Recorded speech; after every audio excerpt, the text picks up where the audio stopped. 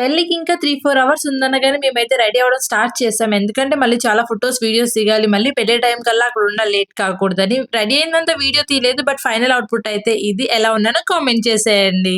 Ready అయిపోయాక అందరం కలిసి పెళ్ళికొడుకున్న ఇంటికాడకి వెళ్ళాం. అక్కడ పానకం అవి ఇస్తారు కదా! అవి ఇచ్చేసి ఇంకా రిటర్న్ అయిపోతున్నాం. అక్కడి నుంచి ఇంకా అందరం కలిసి ఫంక్షన్ హాల్‌కెళ్ళిపోయాం. ఇంకేముంది పెళ్లి స్టార్ట్.